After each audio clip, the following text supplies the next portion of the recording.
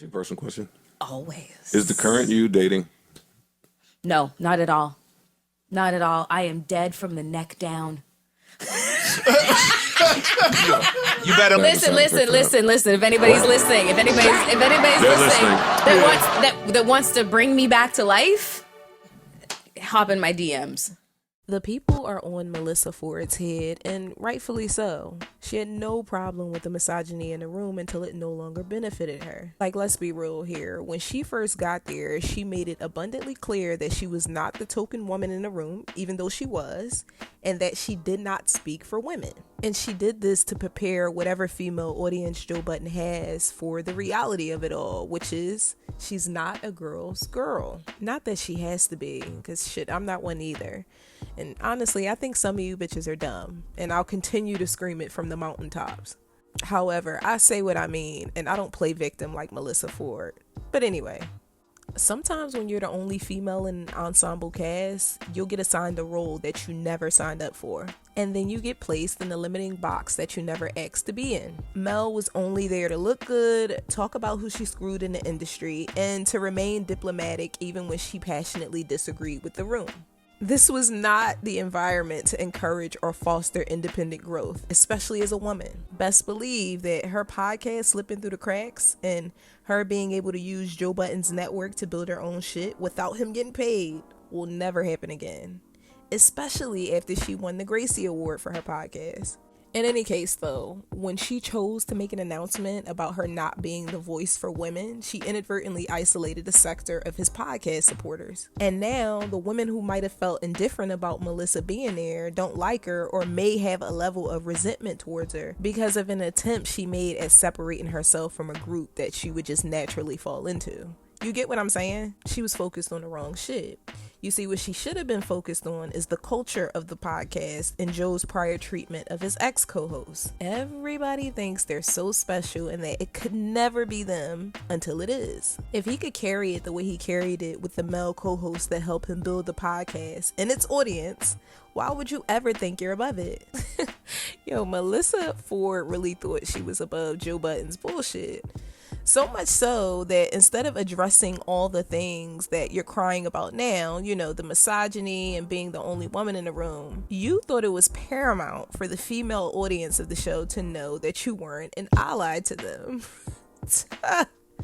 Picture that. The same woman who covertly sought refuge in Marc Lamont Hill when he joined the podcast was the first person who felt it necessary to separate themselves from a sector of the audience who would have just naturally related to her and probably had her back and left with her when the time came. When she realized that Marc is only but a man and that at his core, even with all the pandering he does at times, that he's going to protect and prioritize his own self-interest, she felt like a fish out of water.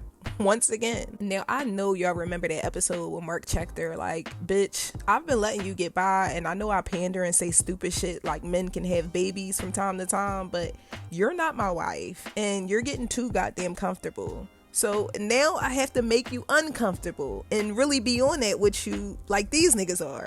I know y'all remember that episode. And even though that's not what he said verbatim, that's how I heard it.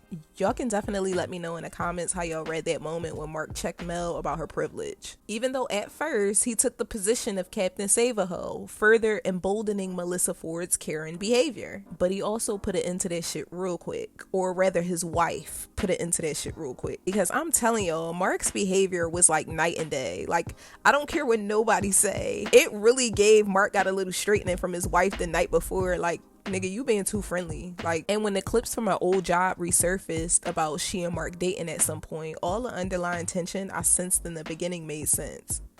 Marc was the good cop in the room, and he reveled in it compared to all the other guys who already felt Mel's Karen tactics were played out. I mean, golly, Mel was always out on a limb, wasn't she? I mean, like, that's always her story when she fall out with people. Like, bitch, are you Tina Marie? And why does every situation end with you being the victim? But y'all, I've digressed long enough, so let's get back to the main thing. And let me know in the comments if you want a video on what I think happened between Marc and Mel. So anyway, like I was saying, Mel didn't care about the misogyny in the room until she realized she wasn't going to get special privileges for showing ass and tits in music videos 20 years ago. Sure, they liked her feminine presence when she first got there because she was new. When you're new, the audience either really likes you or really hates you. And because she was a sexy, familiar face and a legend in her own right, the people loved her on the show at first. But as we know, the public is really fickle. And as soon as she stopped sharing who she was sucking and slurping on and started dressing down and wearing her Barbara Walters wig, they started treating her differently. It's like there was just this level of resentment that I just can't quite put my finger on, you know? Suddenly, the majority of Joe Budden's audience couldn't live vicariously through Mel's suitors by way of her hotels. And the male audience started to resent her for it. So now you have a female audience that she isolated because she thought she was above a nigga's character flaws. You have Marc, who rightfully prioritized his family when professional and personal lines started to get blurred because he wanted to be a pandering ass Captain Save-A-Ho.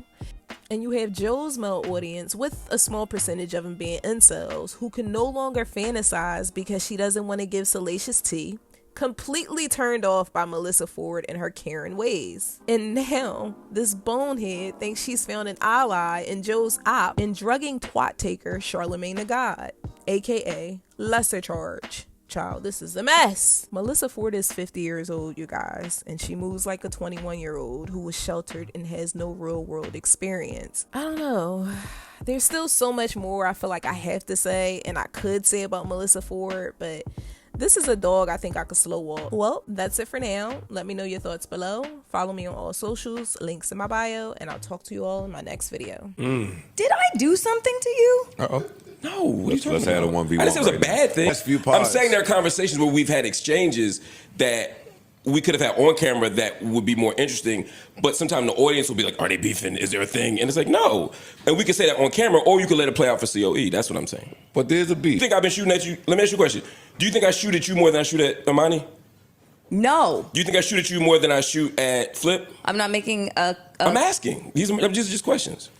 no. Okay, so what I want you to consider potentially is that I'm just treating you like everybody else, but when you're in a position of privilege, Shut up! But when you're in a position of Something privilege, she getting requested. treated like everybody else feels like mistreatment.